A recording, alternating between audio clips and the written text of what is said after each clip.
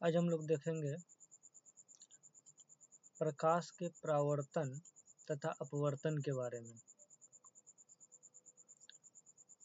हम इस संसार में अपने चारों ओर अनेक प्रकार की वस्तुएं देखते हैं, तथापि किसी अंधेरे कमरे में हम कुछ भी देखने में असमर्थ हैं। कमरे को प्रकाशित करने पर चीज़ें दिखाई देने लगती हैं। क्या कह रहा है कि कमरे में कुछ भी देखने में असमर्थ है। कमरे को प्रकाशित करने पर चीज़ें क्या होती है, दिखाई देने लगती है। वह क्या है जो वस्तु को दृश्यमान बनाती है? वह क्या है जो वस्तु को दृश्यमान बनाता है? दिन के समय सूर्य का प्रकाश वस्तुओं को देखने में हमारी क्या करती है, सहायता करता है। दिन के समय में सूर्य का प्रकाश जो है वस्तुओं को देखने में हमारी सहायता करता है। कोई वस्तु उस पर पड़ने वाले प्रकाश को परावर्तित करती है। यह परावर्तित प्रकाश जब हमारी आंखों द्वारा ग्रहण किया जाता है, क्या कर रहा है, जब परावर्तित प्रकाश जो है, यह परावर्तित प्रकाश जब हमारी आंखों द्वारा ग्रहण किया जाता है तो हमें वस्तुओं को देखने योग्य बनाता है। ठीक है, जब परावर्तित प्रकाश जो है जब हमारी आंखों द्वारा ग्रहण किया जाता है तो हमें वस्तुओं को देखने योग्य बनाता है। हम किसी पारदर्शी माध्यम के आर पार देख सकते हैं। हम क्या कर सकते हैं, हम किसी पारदर्शी माध्यम के आर पार जो है देख सकते हैं, क्योंकि प्रकाश इसमें से पार हो जाते हैं। क्या होता है, ट्रांसमिटेड हो जाता है, पार हो जाता है।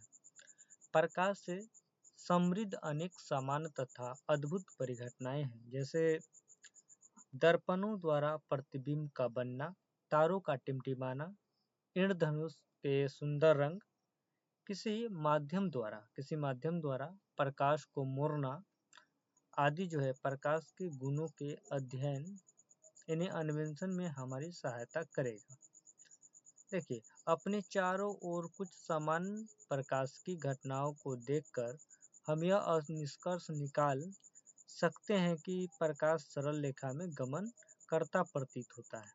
क्या कर रहा है कि अपने चारों ओर कुछ समान प्रकाशिक परिघटनाओं को देखकर हम यह निष्कर्ष निकाल सकते हैं कि प्रकाश जो है सरल रेखा में गमन करता प्रतीत होता है।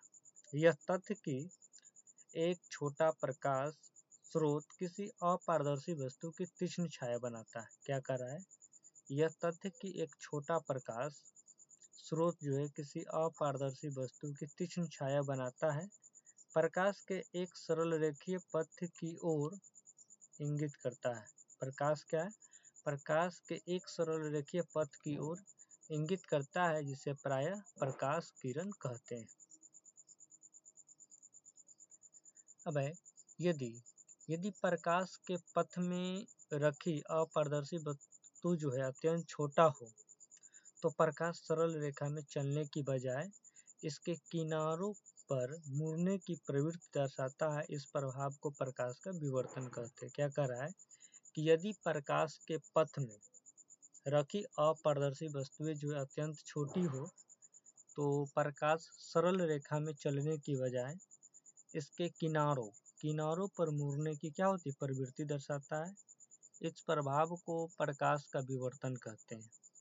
तब वह प्रकाश की जिसमें सरल रेखीय व्यवहार के आधार पर किरणों का उपयोग करते हैं असफल होने लगती है।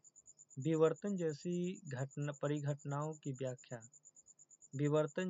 परिघटनाओं की व्याख्या करने के लिए प्रकाश को तरंग के रूप में माना जाता है। ठीक है, जिसका विस्तृत अध्ययन आप उच्च कक्षाओं में करेंगे। क्या कर रहा है, विवर्तन जैसी परिघटनाओं की व्याख्या करने के लिए प्रकाश को तरंग के रूप में माना जाता है, जिसका विस्तृत अध्ययन आप उच्च कक्षाओं में करेंगे। पुनः 20वीं शताब्दी के प्रारंभ में यह स्पष्ट हो गया कि प्रकाश की द्रव्य के साथ अन्योन्य क्रिया के विवेचन में प्रकाश का तरंग सिद्धांत अपर्याप्त है, तथा प्रकाश प्रायः जो है प्रकाश प्रायः कणों के प्रवाह की भांति व्यवहार करता है। प्रकाश प्रायः क्या करता है? कणों के प्रवाह की भांति व्यवहार करता है। प्रकाश की सही आकृति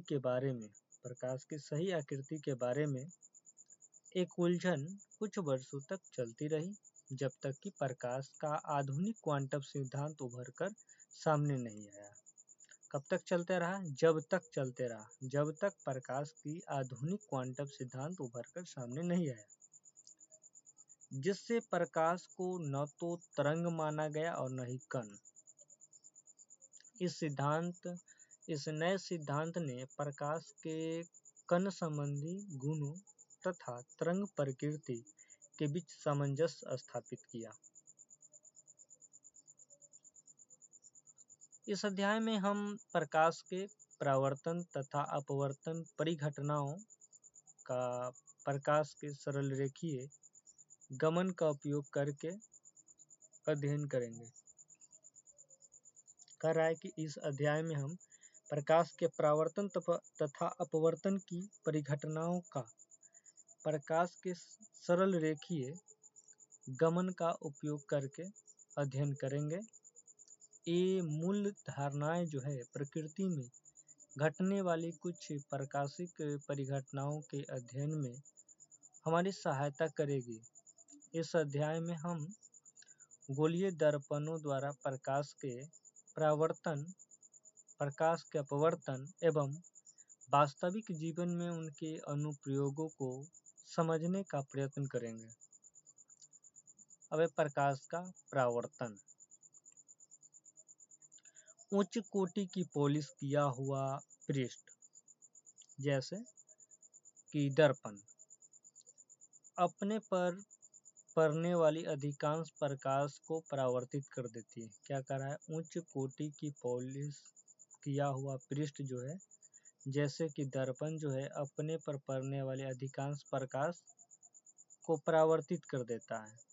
आप प्रकाश के परावर्तन के नियम से परिचित हैं। आइए इन नियमों का स्मरण करते हैं। पहला है कि आपतन कोण परावर्तन कोण के बराबर होता है तथा आपतित किरण दर्पण के आपतन बिंदु पर अभिलंब तथा परावर्तित किरण सभी एक ही तल में होते हैं।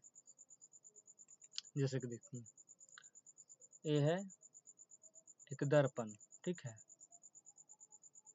और यहाँ से किरण आ रही है, ठीक, और टकरा के किधर चल गई? परावर्तित हो गई यहाँ से, ठीक है। और ये जो है ये अभिलंब हुआ, ये जो है ये तिरछा कट रहा है, ये अभिलंब हो गया, ये आपतित किरण हो गई, आपतित किरण, ठीक है। और ये जो है परावर्तित किरण हो गई, ये जो है इस तरह से जाएगा और ये परावर्तित हो जाएगा, और यहाँ से ये आपतित किरण और ये अभिलंब है। तो क्या कर रहा है कि आपतित किरण दर्पण के आपतन बिंदु, ये जो है ये जो टकरा रहा है क्या है? आपतन बिंदु है। आपतन बिंदु पर अभिलंब, ये जो है अभिलंब है, तथा परावर्तित किरण, ये जो है परावर्तित किरण सभी क्या है? एक ही तल में, इसके ऊपर ही है, एक ही तल में है, यही दर्शाया जा रहा है। परावर्तन के इस नियम कह रहा है, परावर्तन के नियम गोलीय पृष्ठों के सहित सभी प्रकार के परावर्तक पृष्ठों के लिए लागू होते हैं। आप समतल दर्पण द्वारा प्रतिबिंब के बनने से परिचित हैं। प्रतिबिंब की क्या विशेषताएं हैं?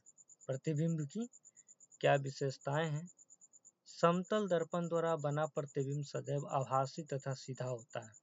समतल दर्पण द्वारा बना प्रतिबिंब जो होता है सदैव आभासी तथा सीधा होता है। प्रतिबिंब का साइज बिंब के साइज के बराबर होता है। क्या कह रहा है कि प्रतिबिंब का जो साइज है बिंब के साइज का बराबर होता है। प्रतिबिंब दर्पण के पीछे उतनी ही दूरी पर बनता है। प्रतिबिंब जो है दर्पण के पीछे उतनी ही दूरी पर बनता है जितनी दूरी पर दर्पण के सामने बिंब रखा जाता है। प्रतिबिंब जो है दर्पण के पीछे उतनी ही दूरी पर बनता है जितनी दूरी पर दर्पण के सामने बिंब रखा जाता है। इसके अतिरिक्त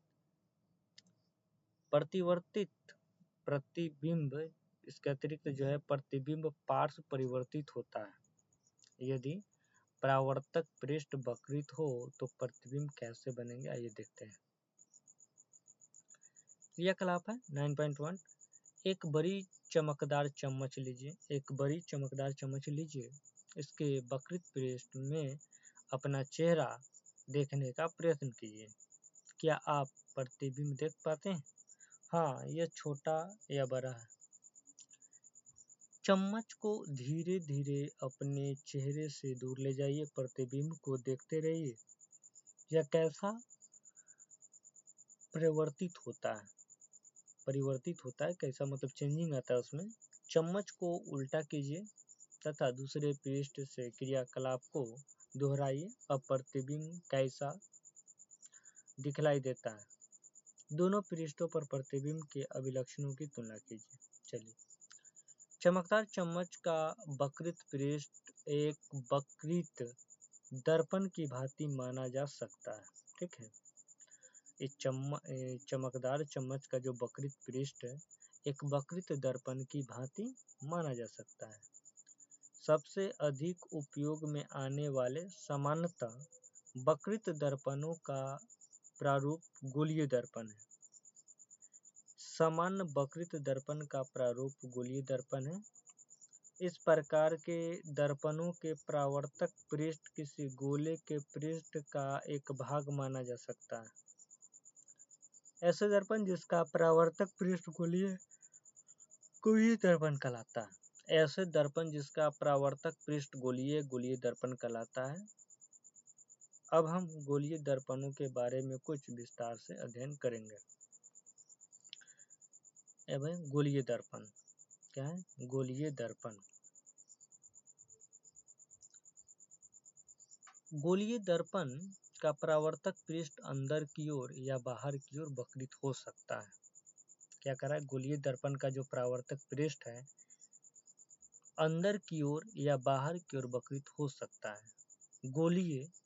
गोलीय दर्पण जिसका परावर्तक पृष्ठ अंदर की ओर अर्थात गोले के केंद्र की ओर वक्रित हो अवतल दर्पण कहलाता है।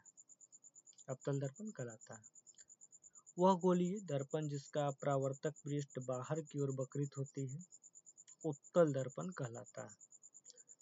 कह रहा है वह गोलीय दर्पण जिसका परावर्तक पृष्ठ बाहर की ओर वक्रित होती है उत्तल दर्पण कहलाता है। जैसे देखिए, बाहर की ओर वक्रित, देखिए ये जो है अंदर की ओर वक्रित है तो ये क्या है? अवतल दर्पण हो जाएगा। क्या हो जाएगा? ये अवतल दर्पण हो जाएगा। ठीक है, इधर हो जाएगा, यहाँ इसको फोकस लिख देंगे, यहाँ अवतल दर्पण में फोकस। अभी इसको लिख देंगे सेंटर ऑफ कर्वेचर, मतलब वक्रता केंद्र। ठीक है, अब क्या कह रहा है कि वह गोलीय दर्पण जिसका परावर्तक पृष्ठ बाहर की ओर वक्रित होता है। मतलब ये जो है इस तरह के दर्पण बनाएंगे, ये जो है बाहर की ओर वक्रित है, बस इस तरह से।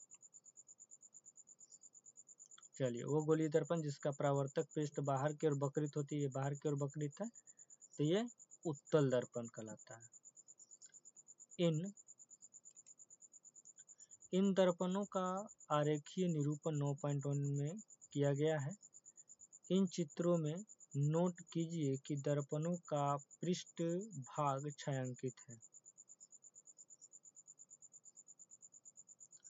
अब आइए, अब आप समझ सकते हैं कि चम्मच का अंदर की ओर वक्रित पृष्ठ लगभग अवतल होता है, अवतल जैसा होता है। क्या कर रहा है कि अब आप समझ सकते हैं कि चम्मच के अंदर की ओर वक्रित पृष्ठ जो है लगभग अवतल दर्पण होता है तथा चम्मच का बाहर की ओर उभरा हुआ पृष्ठ जो होता है उत्तल दर्पण जैसा है। गोलीय दर्पणों के बारे में और अधिक ज्ञान प्राप्त करने से पहले आइए हम कुछ शब्दों अथवा पदों को जानें तथा उनका अर्थ समझें। ये शब्द गोलीय दर्पणों के बारे में चर्चा करते समय समानता प्रयोग में आते हैं। ठीक है, गोलीय दर्पणों के परावर्तक पृष्ठ के केंद्र को ध्रुव कहते हैं। क्या कह रहा है कि गोलीय दर्पण के परावर्तक पृष्ठ के केंद्र को क्या कहते हैं? ध्रुव कहते हैं। गोलीय दर्पण के परावर्तक पृष्ठ के केंद्र को क्या कहते हैं? ध्रुव कहते हैं। जैसे मान लीजिए एक गोलीय दर्पण बनाते हैं, एक गोलीय दर्पण, ठीक है, यहाँ ये जो है ये क्या है? ये ध्रुव है। ये क्या है? पोल। ये क्या है? पोल है। इसी को ध्रुव कहते हैं। क्या है? गोलीय दर्पण के परावर्तक पृष्ठ के केंद्र को ध्रुव कहते हैं। यही परावर्तक पृष्ठ है। जो परावर्तक पृष्ठ है यहाँ से टकरा कर लौटेगा, यही परावर्तक पृष्ठ को क्या कहते हैं? ध्रुव कहते हैं। यह दर्पण के पृष्ठ पर स्थित होता है। दर्पण के पृष्ठ पर स्थित है। यह जो है दर्पण के पृष्ठ पर स्थित होता है। ध्रुव को प्रायः P से निरूपित करते हैं। ध्रुव को किससे? P से निरूपित करते हैं। ठीक है, उसके बाद है गोलीय दर्पण का परावर्तक पृष्ठ एक गोले का भाग है। गोलीय दर्पण का जो परावर्तक पृष्ठ है गोले का भाग है। ये जो परावर्तक पृष्ठ है ये क्या है? गोले का एक भाग है। ठीक, गोले का एक भाग है। इस गोले का केंद्र गोलीय दर्पण का वक्रता केंद्र कहलाता है। इस गोले का जो केंद्र है, इस गोले का केंद्र कौन सा है? इस गोले का केंद्र ये है। ठीक है, ये केंद्र बनता है, ये केंद्र होता है। इसको क्या कहते हैं? वक्रता केंद्र कहते हैं। इसको C से निरूपित किया जाता है। ठीक है, वक्रता केंद्र को C से निरूपित किया जाता है। गोलीय दर्पण का परावर्तक पृष्ठ एक गोले का भाग होता है और इस गोले का केंद्र जो होता है गोलीय दर्पण का वक्रता केंद्र कहलाता है। इसे अक्षर C से निरूपित किया जाता है। कृपया ध्यान दें कि वक्रता केंद्र दर्पण का भाग नहीं है। ये जो है ये वक्रता केंद्र जो है क्या है? दर्पण का भाग नहीं है। वक्रता केंद्र जो है दर्पण का भाग नहीं है। ठीक है, अब कह रहा है यह परावर्तक पृष्ठ के बाहर स्थित होता है। ये क्या होता है? वक्रता केंद्र जो है परावर्तक पृष्ठ, ये परावर्तक पृष्ठ यहाँ है, बाकी इसके बाहर है वक्रता केंद्र। तो ये परावर्तक पृष्ठ के बाहर स्थित है। ठीक है, और ये दर्पण का भाग नहीं होता वक्रता केंद्र।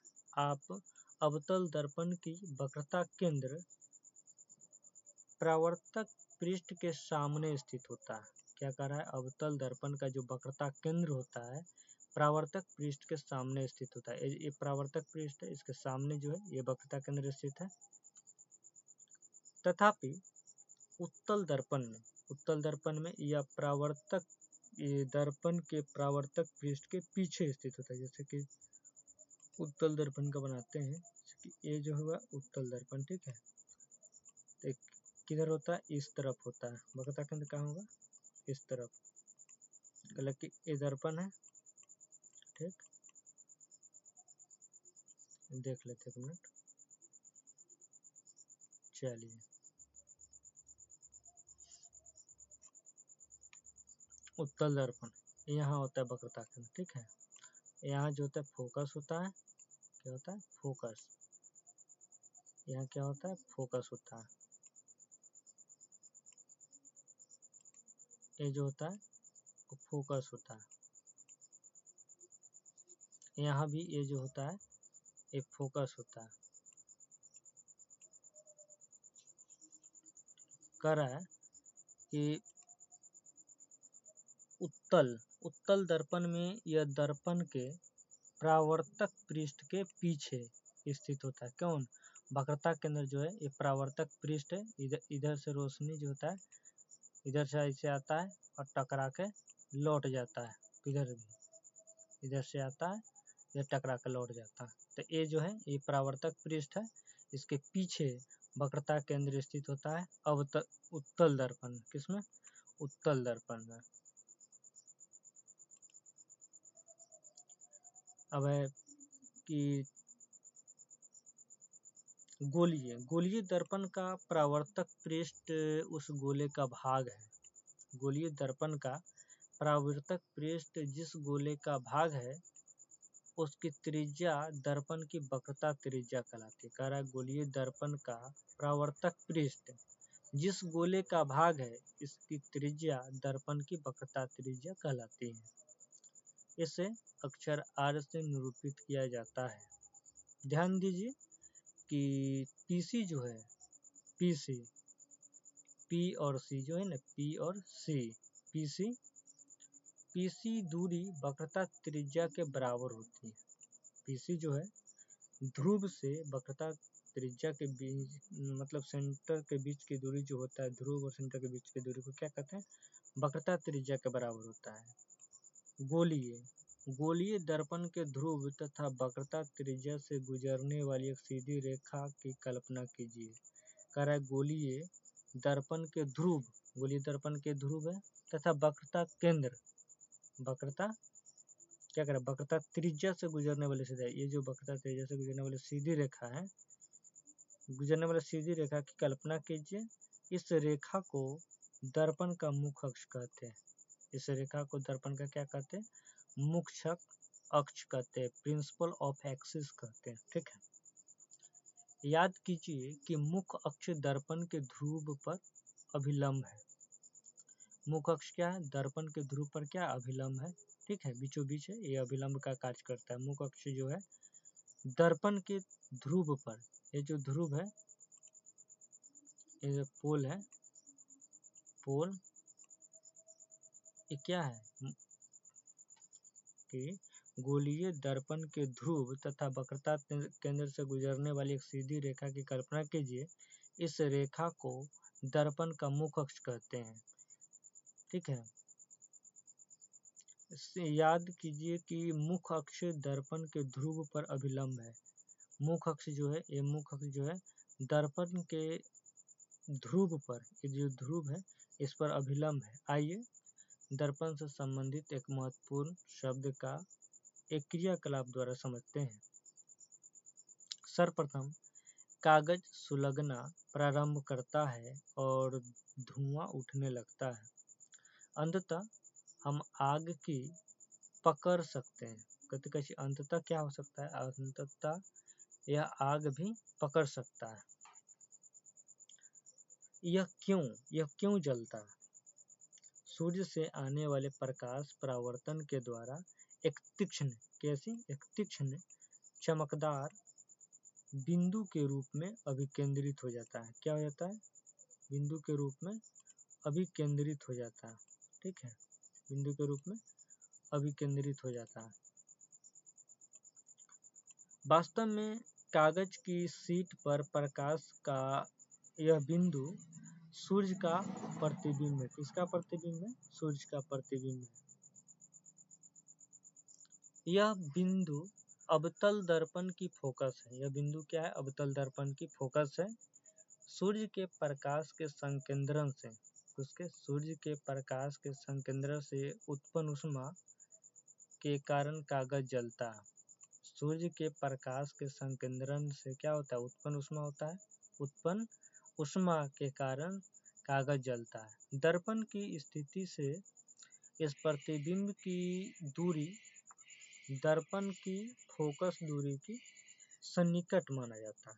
देखिए, चेतावनी है इन क्रियाकलाप 9.2 में। चेतावनी क्या है कि सूर्य की ओर या दर्पण द्वारा परावर्तित सूर्य के प्रकाश की ओर सीधा मत देखिए, यह आपकी आंखों को क्षतिग्रस्त करता है।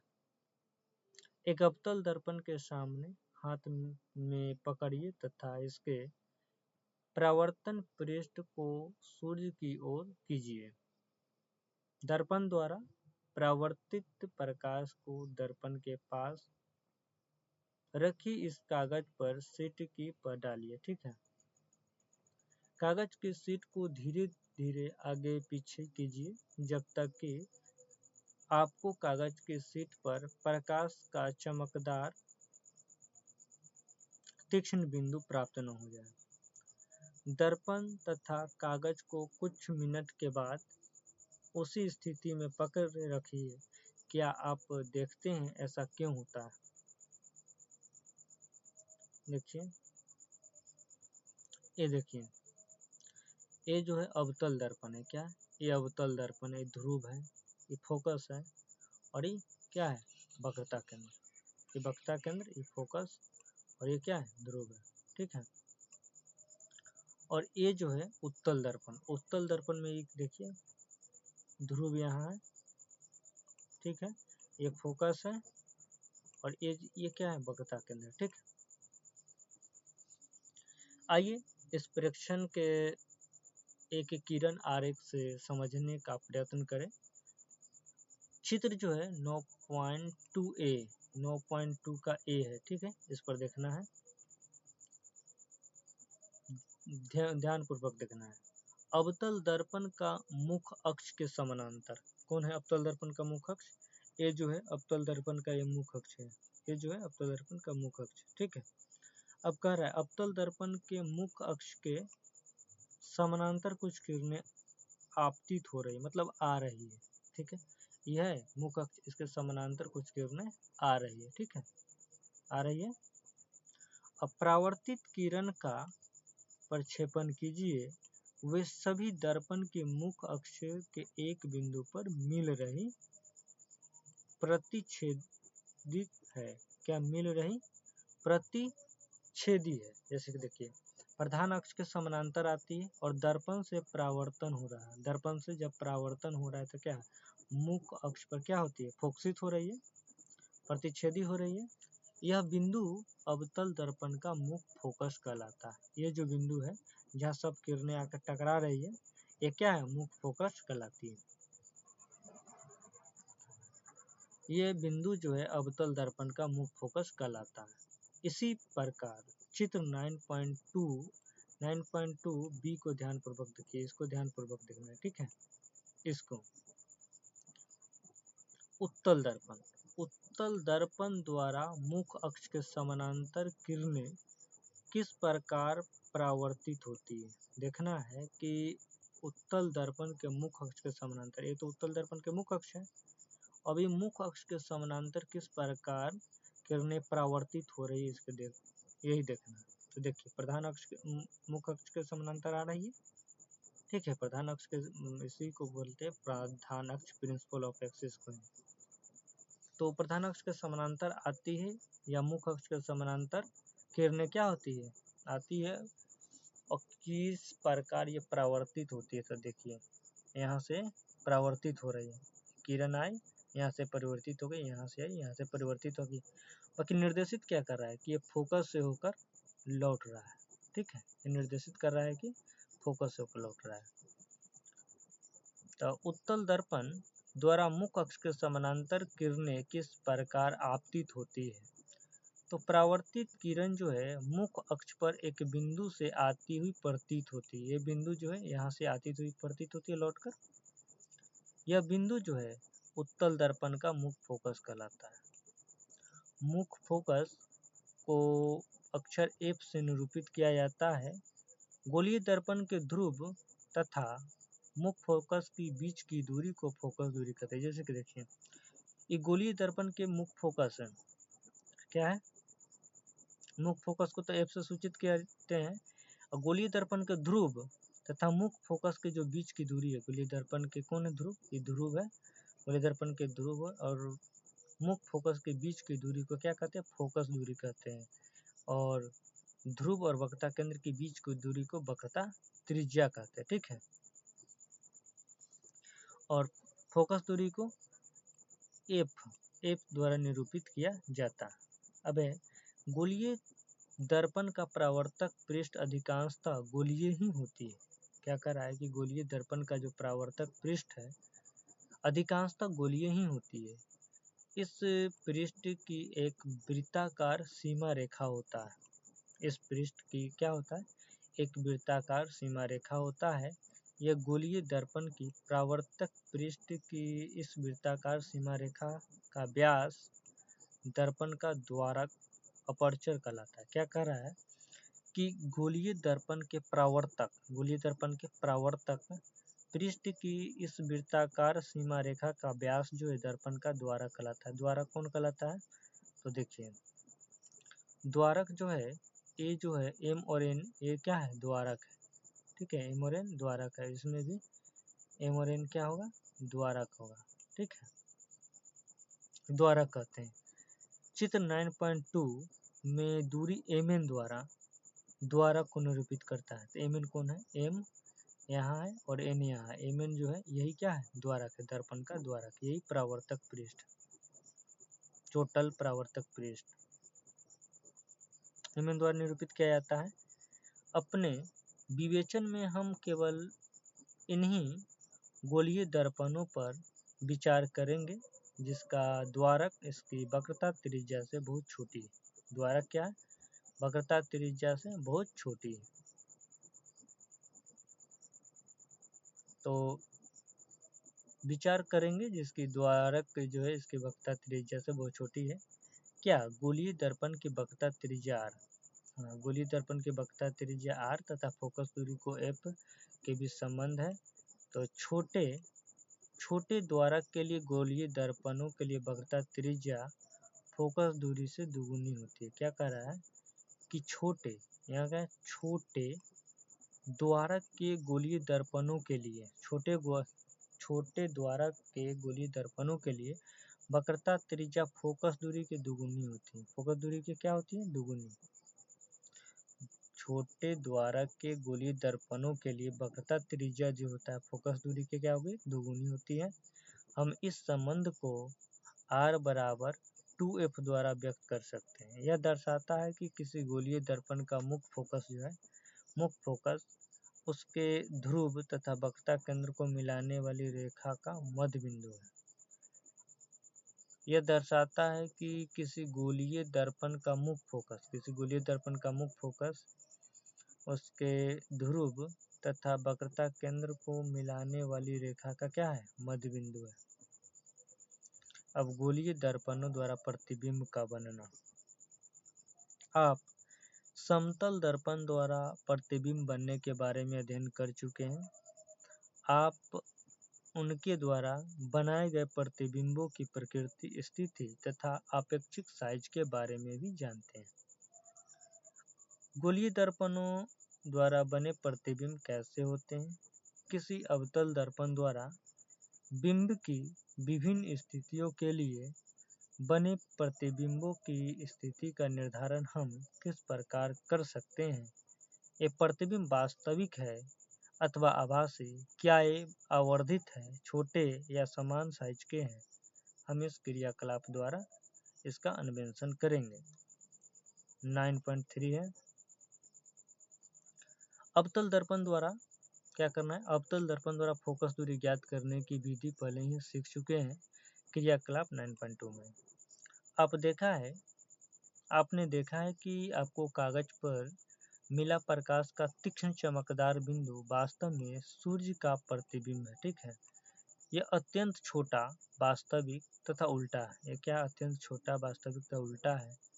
दर्पण से इस प्रतिबिंब की दूरी मापकर अपने अवतल दर्पण की लगभग फोकस दूरी ज्ञात की थी।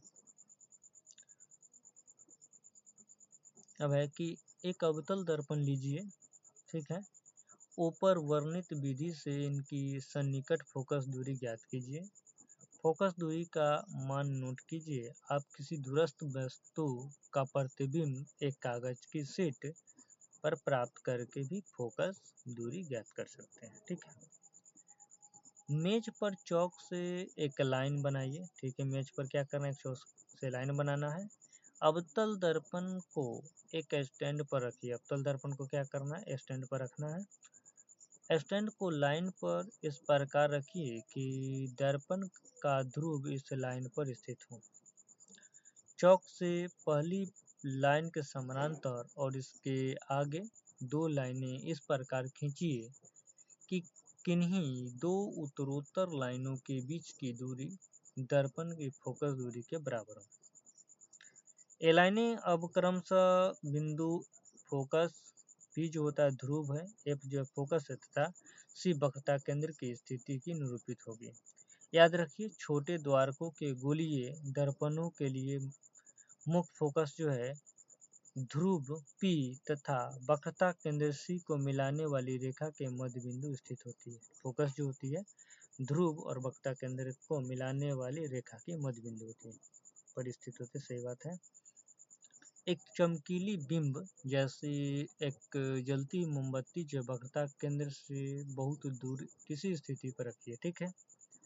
एक कागज का पर्दा लीजिए तथा इसको दर्पण के सामने आगे पीछे इस प्रकार खिसकाए जब तक कि आपको इस पर मोमबत्ती की लौ का तीक्ष्ण तथा चमकीला प्रतिबिंब प्राप्त न हो।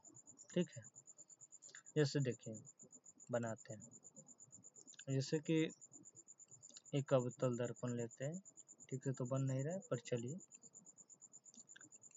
ये ले लिए। ये प्रधान अक्ष है। ठीक है। यहाँ हो गया प्रिंसिपल ऑफ एक्सिस ए वाला, ये जो हो गया फोकस हो गया, फोकस, और ये जो है वक्रता केंद्र हो गया सी। ठीक है। अब क्या है, यहाँ क्या कह रहा है कि वक्रता केंद्र से बहुत दूर रखना। चलिए मान लेते हैं कि ये मोमबत्ती रखें, मोमबत्ती है, जल रहा है। ठीक है। ठीक से बन नहीं रहा है, चलिए मोमबत्ती रखा गया। आपको इस मोमबत्ती की लौ का तीक्ष्ण तथा चमकीला प्रतिबिंब प्राप्त न हो। प्रतिबिंब को ध्यानपूर्वक देखिए, इसकी प्रकृति, स्थिति तथा बिंब के साइज के अपेक्षिक इसका साइज ज्ञात कीजिए। ठीक है। ये जो होगा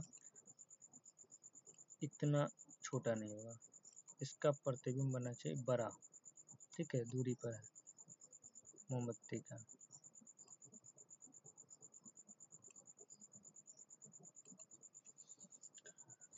चलिए, और इस क्रियाकलाप को मोमबत्ती की निम्नलिखित स्थितियों के लिए दोहराइए। सी से थोड़ी दूर। ठीक है। सी से थोड़ी दूर पर फिर बी है कि सी पर फिर क्या रखना है, देखिए वक्रता केंद्र से दूर रखना है, फिर क्या रखना है, वक्रता केंद्र पर रखना है, फिर फोकस और वक्रता केंद्र के बीच रखना है, फिर फोकस पर रखना है, फिर ध्रुव और फोकस के बीच। इनमें से इस स्थिति में आप पर्दे पर प्रतिबिंब प्राप्त नहीं कर पाएंगे। इस अवस्था में बिंब की स्थिति की अभिनिर्धारित कीजिए, तब इसके आभासी प्रतिबिंब को सीधे दर्पण में देखिए। ठीक है। तो एक कल देखेंगे।